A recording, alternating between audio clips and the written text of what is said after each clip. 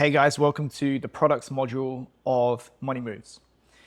As you will have seen in module 1 and module 2, we have this constant theme of working backwards. In module 1, we talked about how the most fundamental assumption that you need to test within the business is, will people buy what it is that you have to sell? If the answer is yes, then you know that you have a strong signal from the market to then do the expensive work, both in terms of time and money, of building out the associated infrastructure like sales pages, websites, and so on. And we also talked about how in module 2, it's much easier to start with an audience that we know highly values your skill set, your experience, the problems that you solve, to try and have an intimate understanding of what it is that motivates them, what most concerns them, and what they're likely to spend money on, and then simply reverse engineer backwards from that to create a product that creates that enhancement in well-being. So obviously that is what we're going to focus on today, and let's begin. As with other modules on this course, we're going to adopt this 3-part structure for today. Firstly, we have to understand the underlying theory and philosophy of what products do and why. Using that information, then we can then talk about the practical application of what constitutes an effective product. And then we can talk about the strategy of how to build the product, iterate it, and improve over time to try and achieve better product market fit. Now, here's the dirty secret. When you're selling a one-off template, it doesn't actually have to be that good of a product. We're not going to do that though, bear with me. Here's why. As we said last week, before money changes hands, it's all about the perception in the mind of the buyer of the value that they're going to derive, the enhancement in well-being that they're going to get from your product, relative to the cost. That being how much of their limited or scarce resources they have to give up in order to obtain that enhancement in well-being. Clearly, until they have actually experienced your product and done business with you, it's all about perception, which is contingent on how good of a communicator you are, as opposed to the customer experience itself. So if you're an effective communicator and marketer and salesperson, and you've been pushing all of those buttons that people rely on for informing their opinion, things like third-party citations, social media, your personal and professional accolades, it is possible to do business with a large number of people one time while having a bad product. Now, sure, you're going to have to do some refunds if you upset some people, but the truth is, at a certain price point, most people will just shrug their shoulders and walk away. They're not going to ask you for that refund. So you can absolutely make money with a subpar product. But here's the thing. All of the money in online training is made from repeat business. So not selling one product to one person one time. You are selling one product to one person. Again, all of the money in online coaching is in subscription-based training and repeat businesses. If you do a bad job by providing a subpar product, there will never be a second purchase, there will never be repeat business, and you are shooting yourself in the foot. Now, long term, you should absolutely make it your goal to be selling a subscription-based product with a view to generating that kind of revenue. This is the first step to doing so. With that in mind, you want to play the long game by building a great product today. Not only is it going to help you when you get to the point of developing that subscription offering that you're going to sell to people that have already purchased this template, it's also going to help you in the immediate present by generating more word of mouth referrals, helping you to establish a stronger brand, and also reducing the amount of refunds that people do redeem from you when that happens to you. So we absolutely want to concern ourselves with effective product design, but mostly for the long term. I'm of the opinion that a solid understanding of products necessitates a solid understanding of the business that those products sit within. Until you can understand what a business is and its core function, you can't develop products to grow that business. I believe in the idea that the beginning of wisdom lies in the definition of terms, like Socrates said. And the following is the most concise definition of a business that I've been able to arrive at. And that is that a business is a systematic way of producing a product or service, in this instance, a product, that satisfies an enhancement in well-being to such an extent that people will pay money to get it. So a product is simply a vehicle for enhancing customer well-being. You have to have a systematic recipe or way of doing things that solves a painful problem for people, and they pay you money to get it. The key takeaways from this being, 1, the system, and 2, the enhancement in well-being. These are the 2 important things that we're going to take away from today when it comes to product creation. Following on from that definition, it was implied in the previous definition, all business is value exchange. The value that you as the business give to the consumer is the enhancement in well-being. That being characterized by the removal of pains or problems. Remember, we said last week, if there is no pain or problem, there is no discomfort, there is no motivation to buy. The value that they give to you is their scarce resources, primarily money. And successful business is predicated on the idea that both sides win. They, in their minds, ascribe a higher dollar value to the enhancement of well-being that you're facilitating for them than it is you're charging them. And you are selling that enhancement in well-being to them for more than it cost you to produce. And this is called a surplus. When they feel like they're getting more dollar value than what you're charging them, they have the surplus, the difference between those 2 numbers. Obviously, the bigger the gap, the more surplus there is, the more likely they are to buy. And your economic surplus is the difference between what it cost you to produce and what you're selling it for. And the bigger the gap between those 2, the more profit you make. Now, if the customer has a surplus, but you don't, that means that you're running a losing business and you're eventually going to go broke.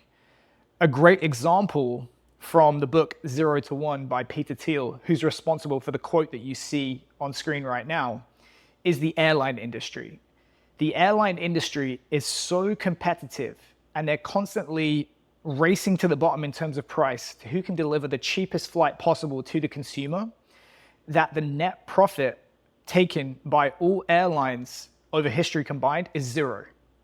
Despite a huge industry size, Google alone makes more profit than every single airline in the world combined. So that would be an example of a business model or a product where the consumer gets great economic surplus, but the business does not.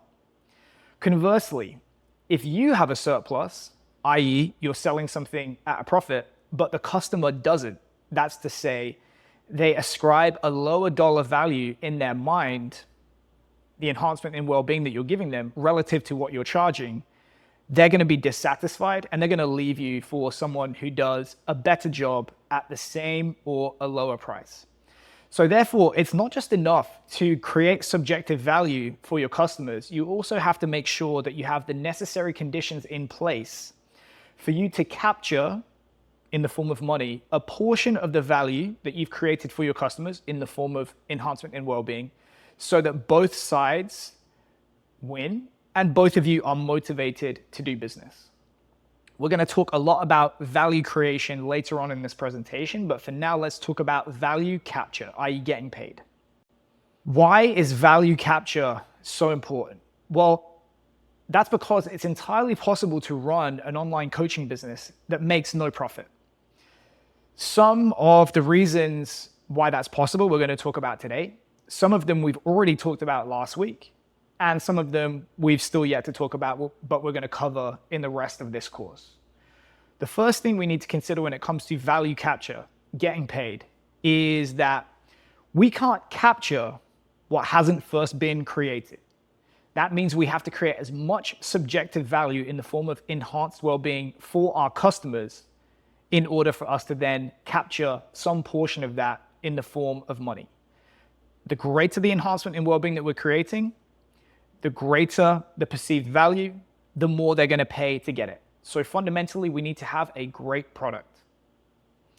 Second, like we talked about last week, the more resources somebody has at their disposal to deploy in the form of a purchase, the smaller any absolute dollar amount will become in their minds. It's much better to be buying something as a millionaire than an average Joe. And as a result, whatever charge we're pricing, the lower that perceived cost becomes and the likelier a sale becomes. So you have to choose your audience wisely. That's why we talked about this last week. In theory, you could charge somebody 100% of the disposable income that they have every single month to train them. But if after they've paid their bills each month, they only have $5 left over, it doesn't matter how great they think your product is, you're still only going to get paid $5. Now, it's not enough that our audience has the capacity to pay us a lot of money. The desire to pay us a lot of money also has to be there. Remember that problems are solved on a hierarchy, and the most painful problems receive the most money soonest, and then we tackle less important problems as we go down that totem pole. So have you, in the development of your product and the problems that it solves, have you worked your way up as high as possible on that totem pole as you can go with the skill set and experience that you have? And have you done a good job in communicating as much as possible the perceived value of your product via effective sales and marketing in the form of content? Even then, are you operating in a market and in such a way that allows you to profit, even if you've checked those 3 boxes first? If you're picking an audience that is already inundated with other offerings, you've taken that first step on the road to competing just on price, racing to the bottom, and evaporating any chance that you have for profit. That is why we said last week, you want to pick a market that is underserved so that you're not as likely to fall into that trap. Likewise, are you differentiating yourself from your competitors with how you position yourself and how you brand yourself in the form of your sales and your content marketing, so that when they buy from you, they're willing to pay a premium to do business with you rather than just shop around to your competitors for the lowest price? And finally, are you packaging and delivering your product in such a way that you're not just giving things away for free? So for example, can somebody buy your product once and then immediately turn around and send it to their friends for free 100 times? This example would be PDFs. Can they come in and download 12 months of training or snapshot 12 months of training ahead of time, then immediately cancel and then send it to their friends? This is why, in my opinion, you need a training platform, and let's talk briefly about this.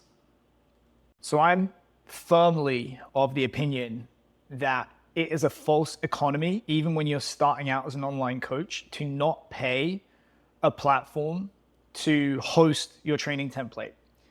Take my word for it. If you are selling PDFs, I learned this the hard way, people will share your stuff for free. Some people have no shame when it comes to that stuff. So you are saving much more money than you're spending when you put your materials behind a paywall. You want to protect your intellectual property as much as possible.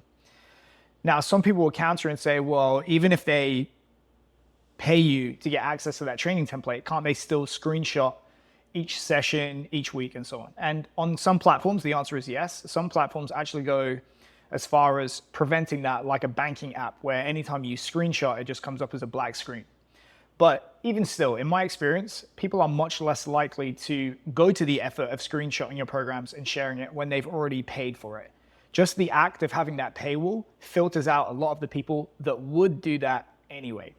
And a lot of the time, you can also set up your account so that clients are only able to see one session at a time. Maybe, the current session and one forthcoming session and nothing in the past. So you're also able to severely limit the ability of people to screenshot your materials and effectively steal them.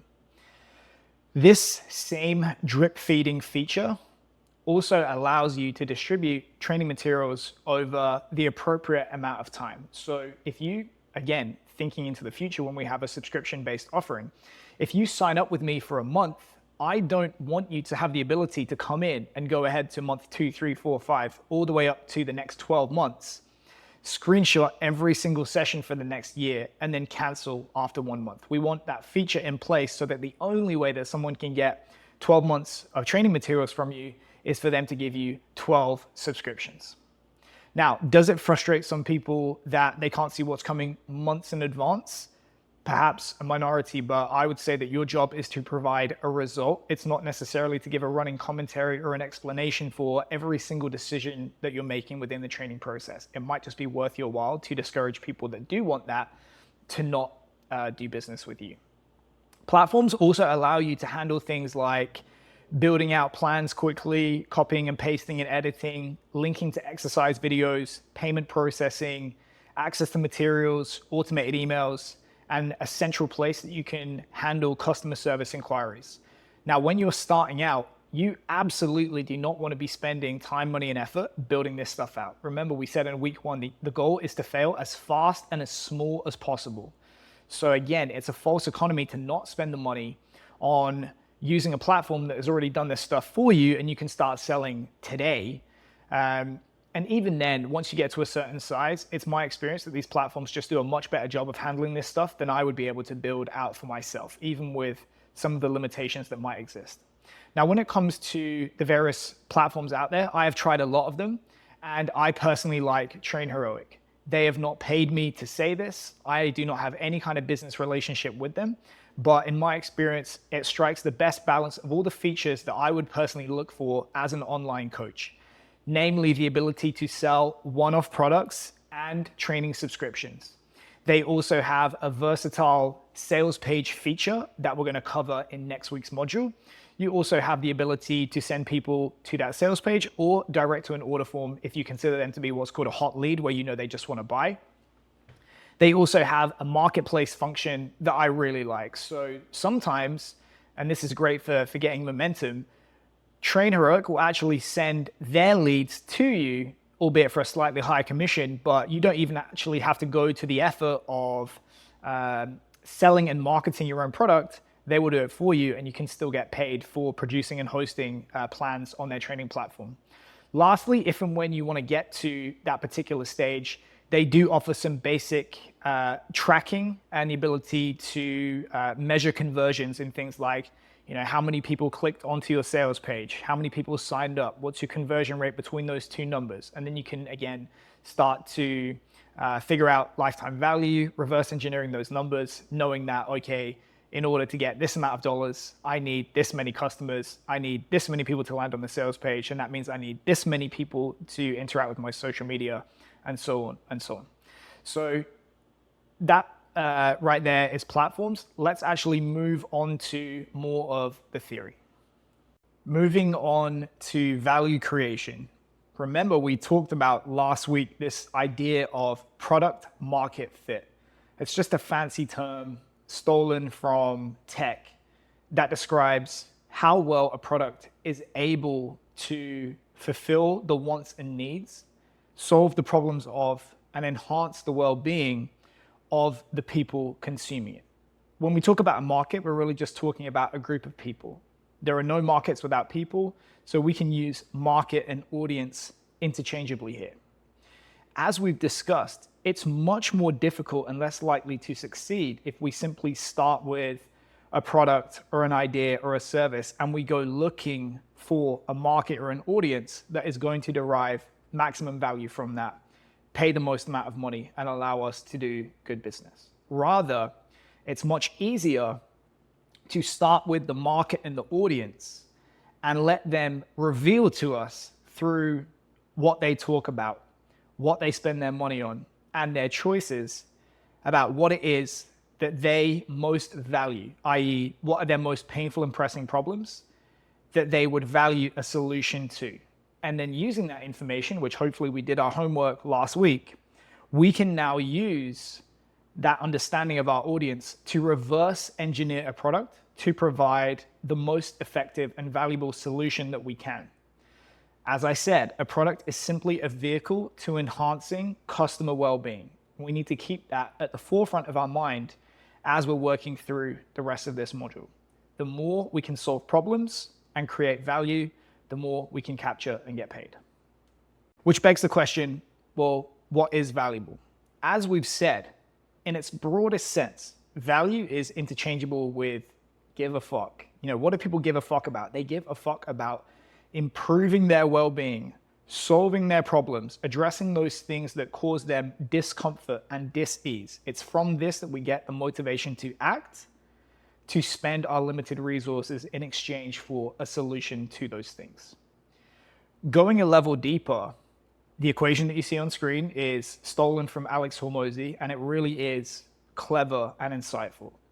Summed up, the amount of subjective value that a person will ascribe to a product or a service, which of course is interchangeable with how much they're going to pay for it, is a product of how much they perceive the enhancement in well-being to be, multiplied by the consistency or likelihood of achieving that outcome, divided by how long it's going to take to achieve that outcome, multiplied by any negative emotions experienced as a result of consuming that product or service. So naturally, or mathematically, the most amount of value is created when there is a massive advancement in well-being associated with the consumption of our product, when that outcome is achieved with metronomic reliability, really, really quickly, with the minimal amount of negative emotions or experiences associated with the consumption of that product. And we're going to explore each of those factors throughout the remainder of this module. When it comes to enhancement in well-being, I think there's two things you need to pay attention to. One is what they say what they want, and the second is what they actually want. I would divide those basically between the result that they're nominally paying you for when they spend money on your product. That's the measurable, the thing that they say they want. And then there's everything else. Typically, it's going to be the experience and the positive emotional changes that they will undergo as a result of consuming your product. And ironically, I think the latter is more important than the former, but naturally, if we want to create the maximum amount of value possible, we're going to try and max out both within our product. Let's explore each of those in a little bit more detail. Within sales and marketing, there's this concept of selling the hole in the wall. When people buy a drill, they aren't necessarily buying a drill or even the features. What they're really buying is the outcome. They have a wall, they need a hole in it, and the drill represents the best return on the investment of time, money, and effort that they have in achieving that outcome. Ask yourself, what is the hole in the wall that you are helping your customers to achieve with your product? It makes sense to pick one primary outcome or result that you are helping to facilitate for your customers. And we'll talk about why this is the case. But certainly you do need to pick one thing. Using the example that I talked about in previous weeks, it was a hypertrophy template for rugby players. That's an easy one to measure. The most accurate of which would be something like body mass plus a DEXA scan. We can tease out from that, what was lean mass, what was fat mass, how much has it gone up, and so on. But in my opinion, it's very, very important to be able to measure the outcome that you are hoping to facilitate for your customers for two reasons. One is that if you can't measure that outcome for your customers, you really are leaving the perception of the value that they've derived from your product up to their interpretation. It's essentially, well, how do you feel before? How do you feel now? And I personally am not comfortable with something that kind of nebulous. I would rather have hard data that I can say to a customer, here's where you were, here's where you are now. This is the improvement in that metric that you have derived as a result of consuming my product. Firstly, that is much more preferable to be able to convey value, cement that relationship, and hopefully secure more business in the future. But secondly, it's also great to be able to use that information, obviously with their permission, in marketing to future customers.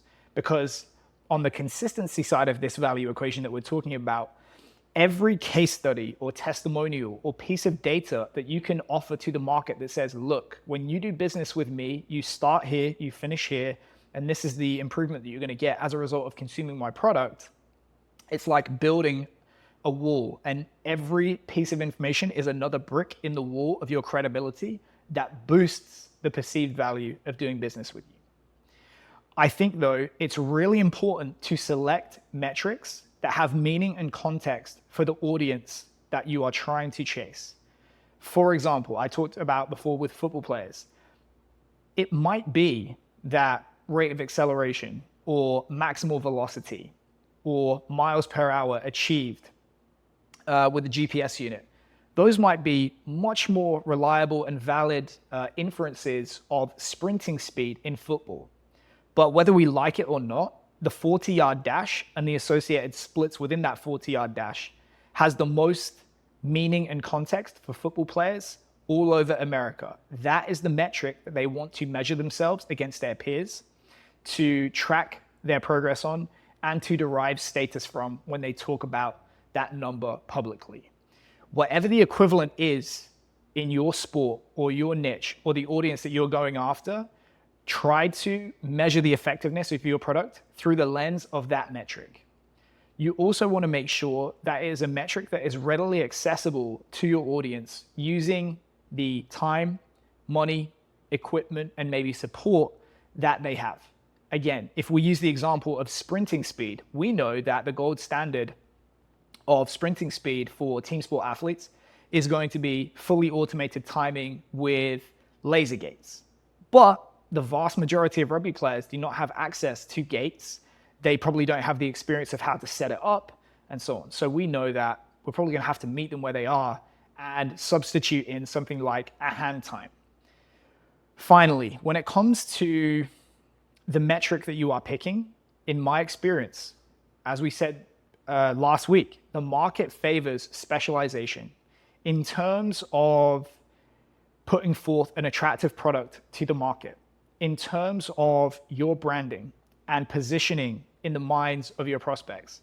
It serves you much more to take one narrow thing, one metric, specialize in it, and be really, really well known for just crushing that metric than it is to have, say, the same amount of improvement spread among 10 different things. You, I'm sure, can think of, insert name of guy on social media, and that's because they built their brand on being really, really well known and good at doing one thing. The example I use in my head is, well, who's the fastest man that ever lived? Usain Bolt, because he's great at one thing. Who's the greatest decathlete that ever lived? Most people don't even know. So you can tell that in terms of marketing, the market favors specialization, and you want to sail with the wind in that regard. Now, importantly, if you remember from this equation, we are targeting the greatest possible improvement in subjective well-being.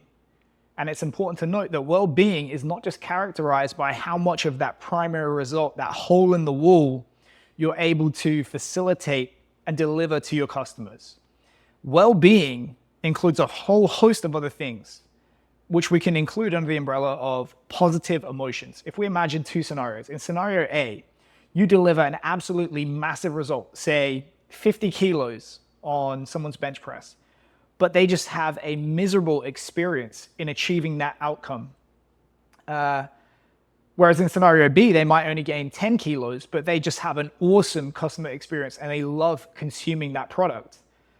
People are going to pick B every single time. And the industry has borne this out. It is full of businesses that have made millions of dollars based on so-so training, but people just love to consume those products. They love those brands. They want to be associated with them because of how it makes them feel. Namely that when they consume that training product or service, they feel good. Their self-image is enhanced. They feel like they're a part of a group. I jokingly say that CrossFit is the Scientology of exercise because it's great to be in the group, and if you're outside the group, you're fair game, they're going to attack you. Maybe the act of working out gives people a physical high. It gives them the dopamine dump of challenging themselves and getting out of their head and being in a flow state. Maybe people get the enjoyment, the learning, and the status of trying something new and different. Instagram, for example, is a wash of accounts that have basically built their audience by doing the same stuff as everyone else, but in an obscure way or a new way or a different way, or putting it in a wrapper that turns heads and is novel to the average consumer. Likewise, if we can create a product where people will gain confidence and discipline from building new habits, that is going to contribute to an overall enhancement in well-being, aside from the primary result that is going to increase the perceived value associated with consuming our product.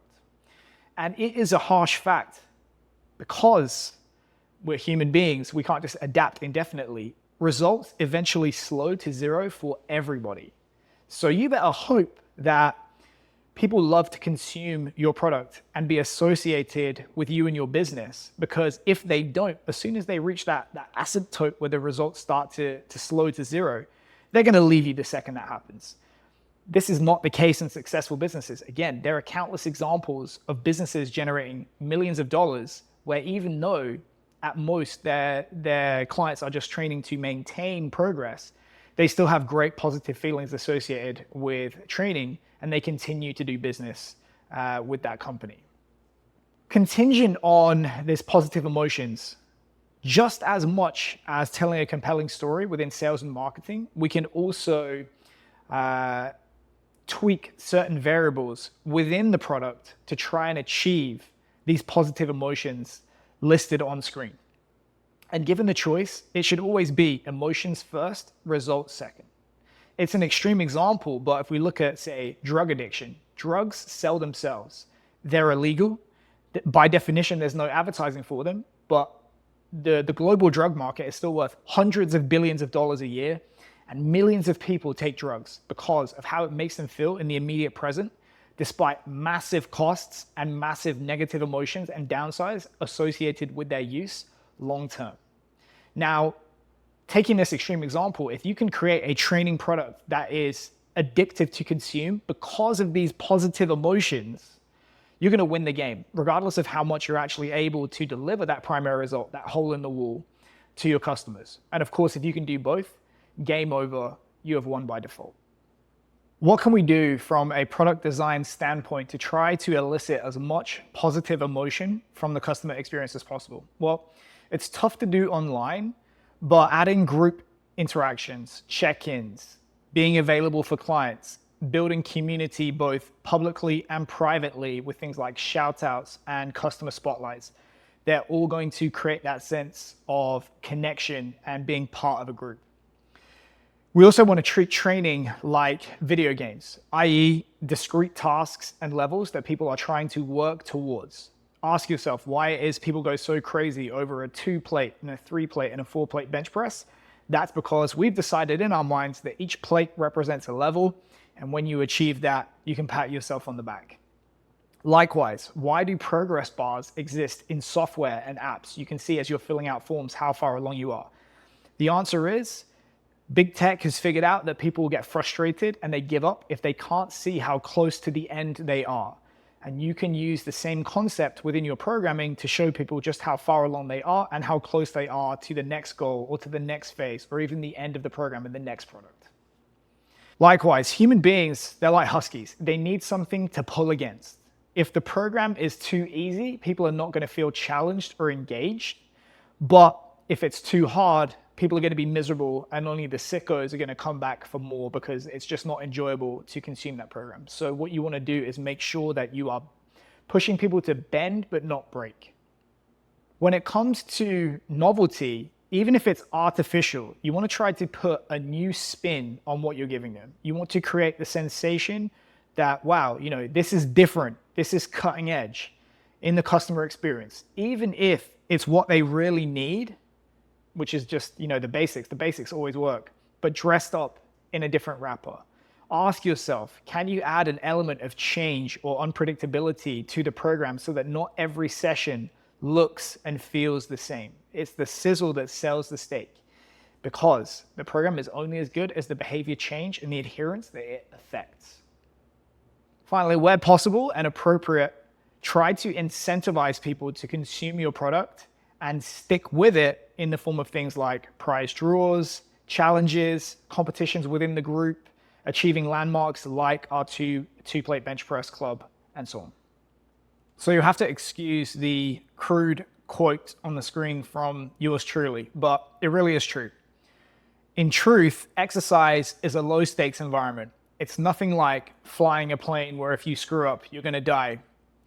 With exercise, nothing really happens if you screw up. It is true that you can occasionally hurt yourself training, but most people, when they mess up training, they just achieve either subpar or zero results. And as a result, you can pretty much bet your bottom dollar that everyone that comes to you as a customer has already tried and failed to train themselves before they've done business with you. And as a result, that is what you have to beat. That's the bar that you have to clear. Can you just stop them messing up and experiencing the same failure that they did when they were training themselves? If so, by definition, you have been able to achieve results with greater consistency than they would have been able to do by themselves, and therefore you are creating value. Now, obviously, you want to be able to do that more consistently than your competition so that you can dominate the market, but at the very least, you want to be able to clear this bar and achieve results more consistently than they would be able to do so for themselves. If you can do that, you're in business.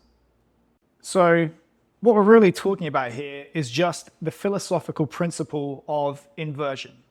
The guy that you see on screen, Charlie Munger, a very famous investor, was famous for being an adherent of this principle. And it fundamentally boils down to the idea that success is quite opaque and complex, and many roads lead to Rome. There are a lot of different ways to succeed. However, failure is much more in your face. It's easier to understand looking back, and it really does seem to boil down to a few common errors repeated again and again, just in different guises. Now, by definition, a failure is terminal to success. So that means that if we can cut off every conceivable avenue to failure, success, however slow, is going to become inevitable. And in my experience, when we talk about failure in training, it boils down to either a bad plan with good execution or a good plan with bad execution, or both. You, of course, can guess which is the more common. However, we're going to talk about both and how we can take these into consideration when we're trying to maximize the consistency and likelihood of success when people consume our training products. I'm not going to use this module to tell you how to write a training program. Obviously, you're the expert in your area, so I'm not going to tell you how to do your job. Likewise, this is a business course rather than a training course. And in any event, we don't want to launch into a multiple-hour discussion about how to write an effective training program. But I will say this, from the high level, I try and envision every single training program I write as a system that produces or gives the output of a result, the hole in the wall that we talked about in the earlier slides. And when we write a training program, we are controlling the inputs to that system in terms of training, diet, and lifestyle variables that we are modifying. And an important idea that I've stolen from the world of systems is this idea of the law of the minimum.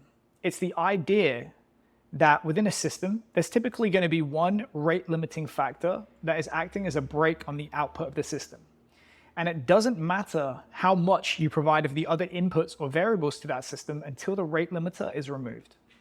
The classic example is a plant kept in the dark. It doesn't matter how much water or nutrients you give to that plant until you take it out of the dark and you give it some sunlight, because that is the limiting factor at that time for the plant. Of course, once it's in sunlight, it may change. But when it comes to failure from a technical standpoint within training, in my experience, it normally boils down to any of four things: what you're doing, how you're loading it, or the accuracy with how you're implementing it, a fundamental mismatch between what you're doing and the capacity of the client or athlete to tolerate that at that time, and an inability to adapt or progress the training stimulus over time as the client adapts to the training process.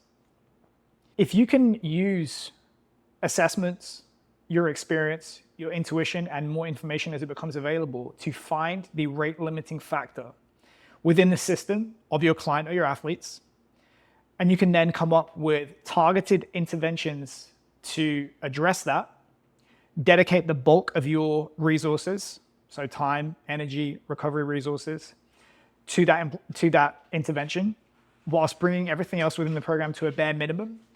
In my experience, you have done everything that you can to remove that rate limiting factor. Hopefully it will improve. And then of course, what's going to happen is the next rate limiting factor is going to rear its head, and you're going to have to deal with that. It's a constant game of whack-a-mole where you're just solving one problem after the other, after the other, after the other.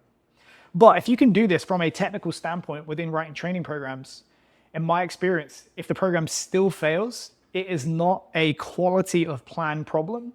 It is a quality of execution problem. And now we're talking about human behavior, which is what we're going to cover in the next section. All exercise is behavior. So by definition, all change in exercise is behavioral change. So all programs are only as effective as the behavioral change that they affect in customers. If you have a great plan with crappy execution, well, it's a crappy plan.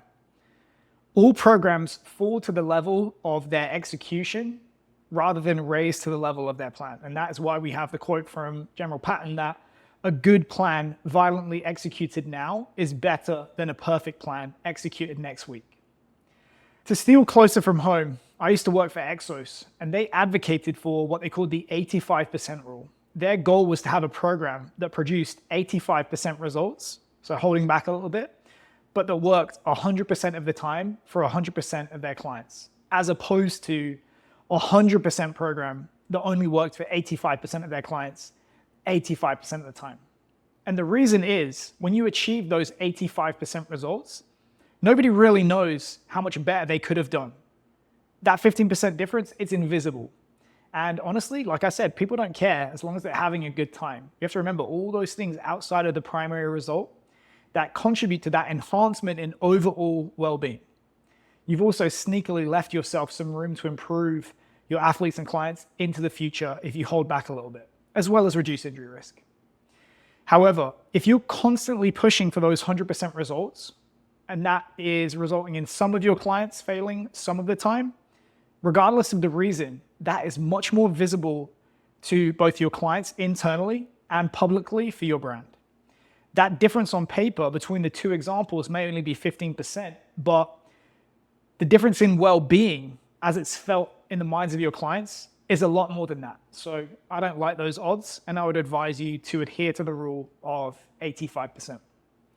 In my experience, the behavior of implementing and executing the plan comes down to three distinct areas. The first is cognitive. Specifically, can they understand what it is you're asking them to do? And do they have the necessary knowledge and experience and skill to carry out those instructions to the necessary degree? If the answer is no, let's say because you pitched content that was way too high level and you made it unnecessarily complex, it doesn't matter how enthusiastically they attempt to implement that plan, they're just going to do a bad job. The next is environmental. Specifically, can they actually implement the plan as you have outlined?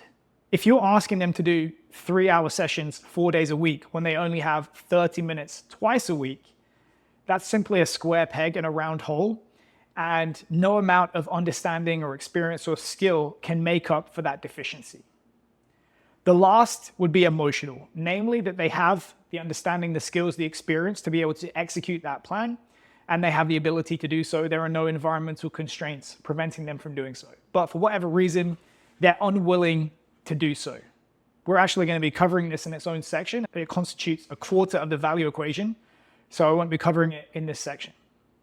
Fundamentally, to ensure quality execution of the plan from a cognitive and an environmental standpoint, we have to have an intimate understanding of our average audience member. Another reason why we did this module last week.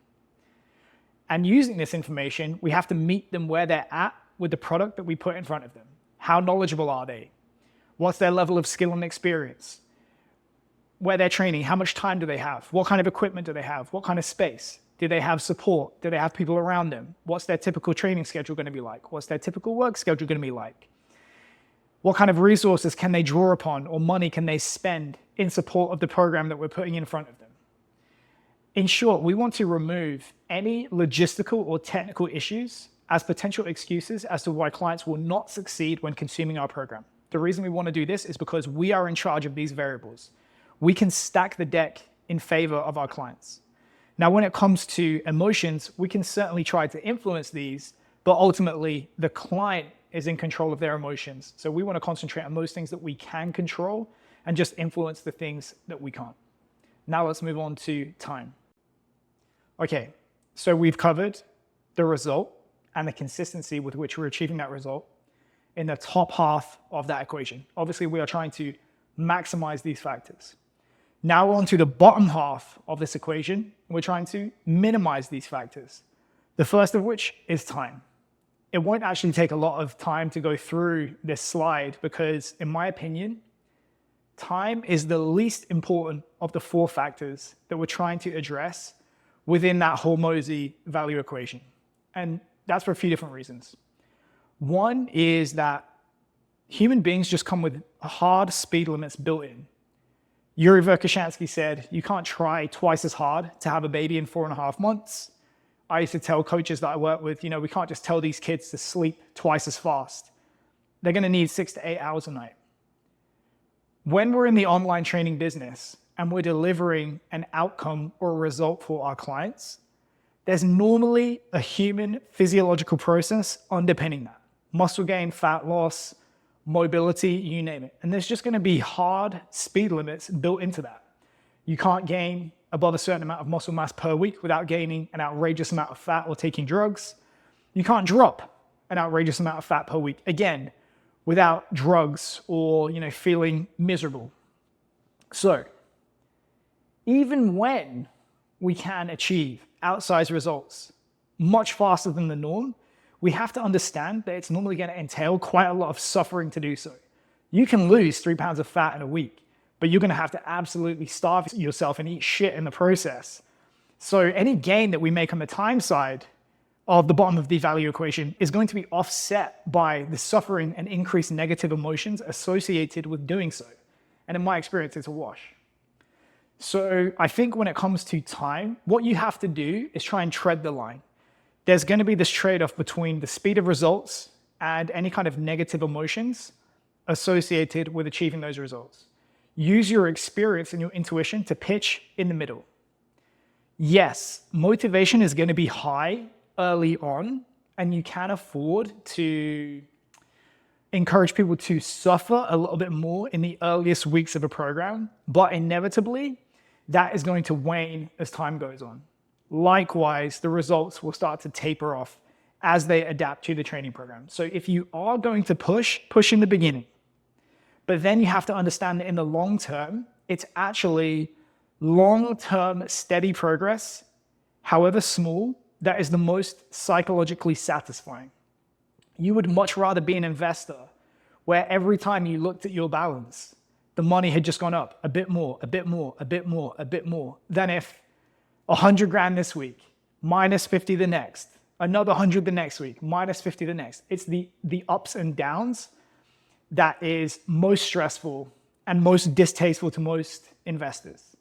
And I would say the same is true of training. It's much more preferable to see those small increases week after week, building the momentum, and in reality, you achieve more than if you have these big volatile spikes where one week you crush it, the next week you eat shit. Negative emotions again. So I would err on the side of consistency rather than results in a very short space of time. How do we minimize negative emotions? Well, the emotions that you see on screen, they're just the antonyms of what we talked about in the section on positive emotions. So by adding these positive emotions, we should be removing their negative counterparts. It's tough to have a ton of novelty and challenge in a training program and simultaneously be bored. Likewise, it's tough to be a part of a big group that's engaging and has strong social cohesion and to get a ton of support from your coach and simultaneously feel socially isolated. However, 2 things that I will focus on in this section are frustration and physical pain and discomfort. Let's characterize frustration as the obstruction of goals. And although within the training itself, we do want to provide some challenge, some obstruction to overcome that sense of mastery that we talked about, we want to eliminate all other frustration within the business and the consumption of the product itself. Another word for this is friction. It's an idea stolen from the tech world that the more you make people suffer unnecessarily for a given outcome, the worse it's going to be for business. So for example, there's a very strong relationship between things like page loading time and how many steps it takes to register, or even how many clicks it takes to register for an app or a piece of software. The more frustrated they become, the less people stick with it, the more people cancel. Specific to our purposes, we want to make our product as easy as possible and as low friction as possible to consume. Some of this is going to be done for you by Train Heroic. For example, they automatically send out a delivery email as soon as payment's received.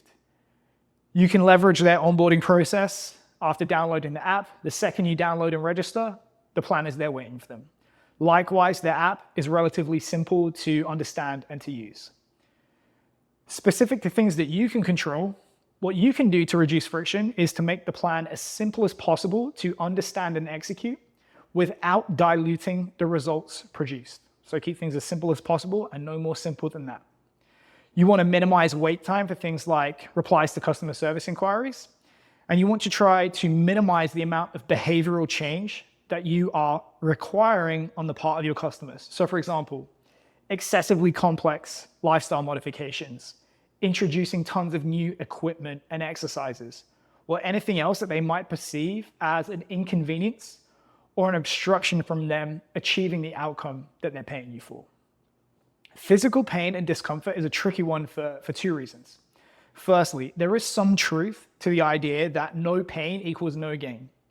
If there's no stress, we all know there's no signal for adaptation. If there's no adaptation, there's no result, there's no value.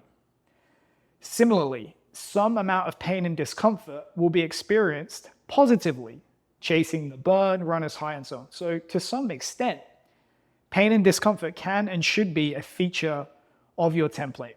However, one of the more valuable lessons that I took from a colleague of mine is that he always prefers leaving a little bit of training adaptation on the table for the sake of his clients leaving his gym feeling great. Remember, the perception of enhanced well-being, a quarter of the value that we're delivering, it's about much more than just the raw result that we promised them. So it's likely that an incremental improvement in that result is going to entail a lot more pain and discomfort than if you just held back a little bit. For this reason, the juice might not be worth the squeeze, and you'll actually be creating more value by only exposing your clients to as much pain and discomfort as is necessary to achieve that 85% result that we talked about earlier, as opposed to if you go balls to the wall and incur a lot of unnecessary pain and discomfort. So that right there is our value equation. Let's finish up today by talking about iteration. The cliche says that no battle plan survives first contact with the enemy. I think Mike Tyson said everybody has a plan until they get punched in the mouth. In the same way, the first iteration of your product is unlikely to result in the maximum value creation for your audience, and it's unlikely to achieve that perfect product market fit that we've been talking about and aspiring to. So just as your audience is going to reveal their values to you in the form of their communications, their behavior, and their spending habits, they're also going to provide you with valuable information about what they think of your product in the form of the results that they achieve, any feedback they offer, and their ability to comply with and stick to the plan. Using this information, you can make informed decisions about where it is your product may be lacking, and then make the necessary adjustments to try and address the discrepancies between where you're currently at and where you need to be.